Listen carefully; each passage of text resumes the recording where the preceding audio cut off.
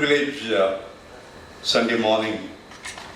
I have two of my heroes, two of my iconic friends, Dr. Ganesh Natarajan and Dr. Mohan Agashe here.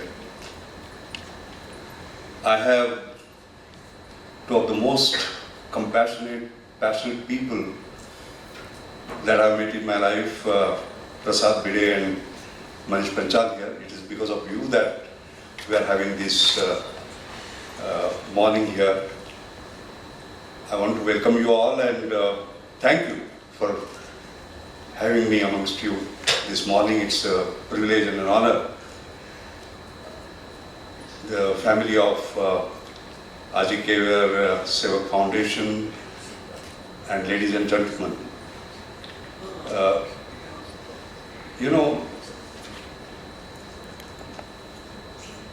I met Prasad and Manish at my home a few days ago, and I was struck by their purpose, their perseverance, and their passion. They matter in life. The purpose is not for yourself, it is for the society, for the nation, the North Star, Dhruva Tara Panjaram. The perseverance, they always say, it is too early to give up. Quitters never win, winners never quit. And passion, doing that. You are that personification of these sort of qualities. So I want to congratulate you on these 10 years of glorious journey of Aaji Care Sevak Foundation. It's very interesting. Just on the 9th of August, which is just 5 days ago, you are completing 10 years. I was a chief guest for a function of a 160-year-old organization, Nivara. It's an incredible organization. You talked about CSR, Manish, right? Actually, this started 160 years ago because David Sassoon donated 50,000 rupees. 160 years ago, if I use Dr. Vijay Kerkar's formula, every 7 years you have to double up, it comes to 2,000 crore. That was donated at that time. So therefore, when we talk about CSR today you say 2% of net profit has to go, government has legislated compassion, if I may put it this way. Yes. Compassion can't be legislated, it has to come from here. So, if you look at Tata Trust, they were the first one to start the trust. Then came Rockefeller, then came Fro. And I'm standing here before you because of a little scholarship that I got from Tata Trust when I was about to leave my education. But they were the earliest, so as to say. And there was no legislation at that time. It came basically from here. So I think this is extraordinarily important. It was a very touching moment because I spent almost a couple of hours in that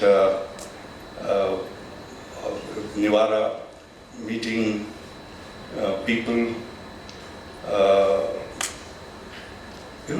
I asked somebody, what is your age? He said 77. How long have you been here? 17 years. So when he was 60, probably children have invented. Can you just imagine? So what you said touched me. This is basically the issue. And I admire what David Sassoon did, because 160 years ago there was a joint family. Today we talk about nuclear family. And yet he had the wisdom to start something of this kind. I think really a happy day will be one where we don't need this, very frankly. What are the success criteria finally for the society, that we don't need such organizations? But anyway, that's how it is. I think, of course, as you rightly pointed out, the problem is severe. You give the numbers in Maharashtra, but 12% by 2025 and 20% by 2050 of a 1.5 billion population is a huge number. So we are talking about a huge problem. It's not a small problem, therefore. And we are trying to do our own bit. I would put it this way, each one of us, and there have to be many of us. And a number of things have changed. The socio-economic and demographic scenario has changed. Advanced medical science, as you rightly pointed out, for example, stem cell therapy and things of that kind, which is regenerative medicine, not just curative or preventive, but regenerative. So that allows you to live longer. Then rapid industrialization, migration of young population, growing popularity of nuclear family, breaking of joint family system. There are a whole range of changes. So India is changing very, very rapidly indeed. I must also say something that in fact, two people reach 60 years every second. So by the time we began, by the time we ended, if you just multiply it by 120 seconds, you can see how many have been added. But the interesting part, and this is happening in developing as well as developed world. But the difference is, developing world became rich first, and they became old later. We are going to become old first, and then rich. So our challenges are very, very different. And therefore, when people try to impose or superimpose models, let us say, from the other countries, no. India is very, very special, our problems are very special, our culture is very special, and so on and so forth. You know, I've been privileged to be the president of International Longevity Center, India, and I'm very happy to see my colleagues here, Anjali Raje and all her other colleagues. Here it was Dr. Sarchandra Gokhale, really again an iconic figure who had set up this particular center, and I became the president even when he was alive. I was in my early 60s. I said, I can't be the president, but he said, no, you have to be. You have been just talking about senior and not so senior and young and all that, etc. So anyway, I became the president, and I must say that I learned quite a lot. In fact, I'll say I believe in celebrating age and creating a society for all ages, and this has been a great learning for me. And what I've found is that ILC has, of course, members in USA, in Japan, and Europe, and so on and so forth, but our issues are very, very different. So we have to find solutions for ourselves. That's the point I would like to sort of emphasize. If I were to look at it, I would highlight 5 points which are very, very critical.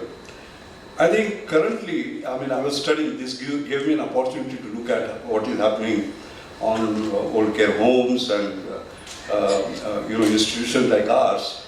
And I found some data which show that currently there are less than 1,000 operational old age homes in India with capacity less than 100,000 older persons, and country of 140 million older persons has just 0.07% of the elderly population. That not that all of them need that, but it's a very, very small number. So what is the first thing is numbers, the scale, and the speed at which we have to do it, because we are growing very rapidly. I would say that's the first.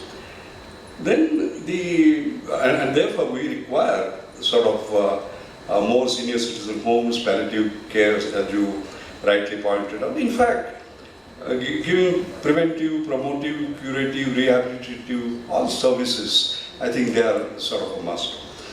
The second is multi-activity centers, multi-skilling platforms must be set up for the young older people, whatever definition you want to sort of apply. In fact, one of the things we looked at in International Longevity Center, we have discussed seriously, was we talk about brain drain, and brain drain is young people living and going abroad. No, sorry, there is a brain drain here. At 60, you don't become useless, all right? And I always say today's 60 is yesterday's 50. And you live for, like you said, 80, 85, 90. So at 60 you retire, so 1/3 of your life, therefore, is left. And what do you do with it? I can tell you, I'll be celebrating my 80 years on 1st January this year. This year is 2023. And I can assure you that I've been more busy from 60 to 80 than I've been in my first 60 years. Yesterday, Mohan, I addressed the Seva International, sort of gave a keynote talk there. Today I'm here and I have a hard stop at 12:30. As I said, I'm leaving for Navi Mumbai to address 1,000 students and parents and teachers as a pre-Independence Day sort of felicitation. That is my 24 hours. And then come another 24 hours, and then come another 24 hours. What I have found is that as long as you love what you do and do what you love, it doesn't make any difference whatsoever. So I'm a bit surprised about that 60, 70, 80 business, etc. I think I must talk about that skepticism. The other thing, and therefore what I'm saying is that this is what we had discussed in ILCI and how we make use of and prevent this so-called brain drain, which is happening right in India, because they have so much to give. The third part I'm very worried about, this is something I tried to learn from you. The geriatric care is missing from medical education. There is no specialized training, and this is a low profile specialty somehow or the other. And you require special people, like you very rightly said, people who have empathy, people who have tolerance, people who have compassion in the heart, people who have patience. Isn't it? That's the kind of qualification. So therefore, how do we make it a higher profile? I think is extraordinarily important. That's the third point. The other point is self-help groups. How can they help themselves, basically? Because the best help is self-help, so as to say. Because you have to live your life with dignity at the end of it. All right? How do we do that? I remember Anjali will remember how we try to get them engaged in variety of activities. Like for example, we talk about education, right? Jnana Samvardhan, Buddhi Samvardhan, Vichar Samvardhan, Vyakti Samvardhan, etc. Most important is Mulya Samvardhan, values. So we got these elderlies engaged with young people in schools so that they can feel young and they can impart values. The amount of difference it made was amazing. Similarly, for example, say the husband is 79 and wife is 75, let us say, and one of them goes after a 50-year relationship, what happens? So you require, just holding hand and sort of saying that we care, we are there, and come on, there is life ahead of you, etc. We created that program, So it is very different. It is not physical income, it is psychic income that all of us are looking for. So there are innovative ways of actually doing it. And the last point I'd like to make is that, and you know more about it, but I think the geriatric care that we talk about, India being special, we'll have to look at spatially as our problems, like etiological mechanics of aging, how does it differ from the rest of the world, age-related disorders, how they differ from the rest of the world, or innovation in terms of efficient, high-quality methods of geriatric care, doing it differently. Innovation is all about doing things differently. How do we do that? And that is where I would like to end my speech by talking about the arrival, like you said, phygital. Yes, we did have a discussion. And he is a master of the digital world, Geriatric, and he will talk to you more about it. But post-pandemic, what has happened is that what was at the periphery has come to the core.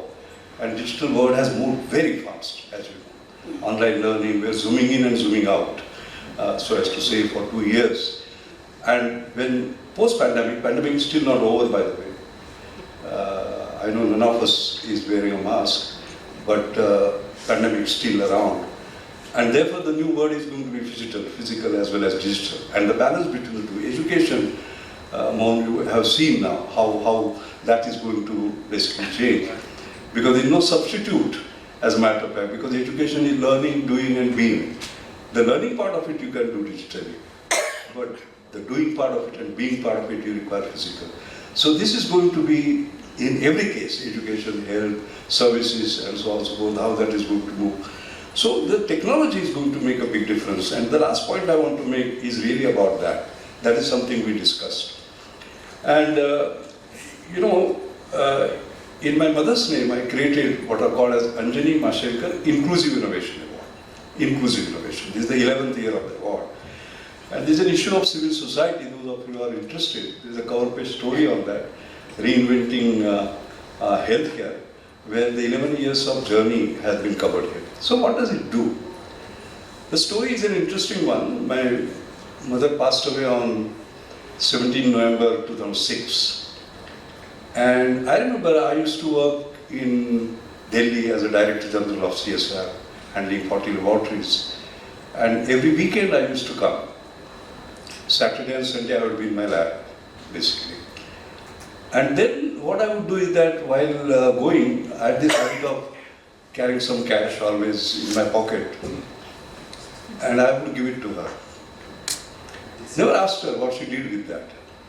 And when she passed away, Shruti, my daughter, was seeing her saris, and she found that all that money was tucked there. And she had left me, and she always used to say, if you are old, there is a problem. If you are old and poor, there is a huge problem. And if you are old, poor and a woman, God save you. All right? And she had left a little chit saying that, do something, for that. And that is where, Anjali, you remember, we started this Anjani Mashelkar Inclusive Innovation Award, basically. Small award, it was just 1 lakh. But it was looking at what are the problems of the elderly and creating sort of solutions for them. And this describes all those solutions. For example, I'll just give you a couple of examples to illustrate what it was. For example, Dozy was an innovation, and we talked about it. Because this came also in a very interesting way. Personal life experiences matter, all right? And the young fellow who invented it, he was abroad and he was worried about his mother and father. He was actually working in auto industry, and the health of the car, doing the vibration analysis, that's what he was doing. And he said, if the health of the car can be found by doing vibration analysis, why can't I do similar vibration analysis for the body? Like your heart, and so on, and so on, micro vibrations. And there is a field called ballistocardiography, some of you might know more about it, basically. And he went into it and created what is called a Dozy. And Dozy is something that you can sleep under your bed, basically, all right? It's the IoT-based sensor-based system and remote monitoring, and it can measure 7 critical parameters with 98.4% accuracy. Now, this came up during COVID time, by the way, because I created an extra award at that time for COVID. And you can now quite clearly see when we talk about using, sort of taking care of the elderly, if you slip something under that, and this does it 24 hours, not that your nurse comes and wakes you up at 2 in the morning and then takes your blood pressure and all that. No, this goes on continuously, monitored remotely. The nurses who monitor 6 can monitor 60, so as to say, on their monitor and so on. So it makes a huge difference. I mean, things of that kind. You will see many such sort of innovations here. Breast cancer, for example. In India, a woman is diagnosed with breast cancer every 4 minutes.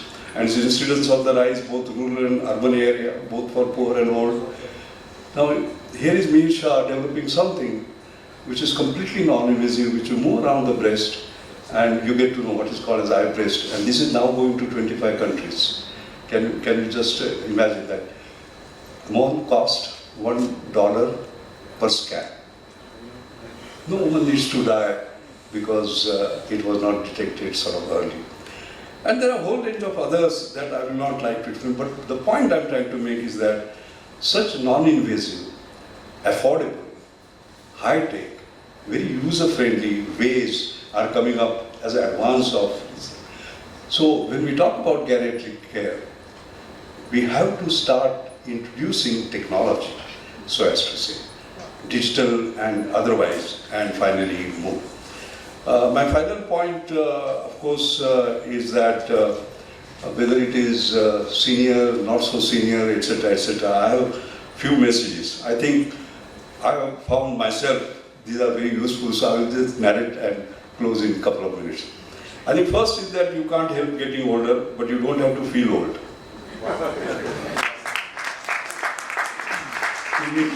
Age is just a number. You are as old as you feel. Age is mind over matter. If you don't mind, it doesn't matter. So that's the first message. As simple. The second is you don't stop laughing when you grow old. You grow old when you stop laughing. It's as simple. Right?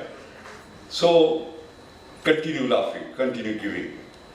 Third is your date of birth is not decided by you, but your date of departure from this earth is in your hands, and that day will depend upon how you live, physically, mentally, and spiritually. All three are important, and you highlighted that. I'm very happy that you highlighted that. Fourth, those who love deeply and give graciously never grow old. They may die of old age, but they die young, so keep on loving, keep on giving, including CSR and including whatever the high net worth individuals sort of do. And the fifth is that the quality of life has improved, so today's 60s, yesterday's 50. It is rather interesting. I was addressing all these old people in Nivara, and I mentioned to them that, subtract 10 years from whatever you are. And I remember, like you're sitting here, there were two ladies, and they were so happy. And one looked at the other and nodded, and she also nodded. And then I remember, after I finished the scenes I was going, and I met another lady. I said, "How old are you?" She said, "I'm 78, but now I'm 68. That feeling itself makes a difference. So, ladies and gentlemen, I'll celebrate my 80 years on 1st January. 70.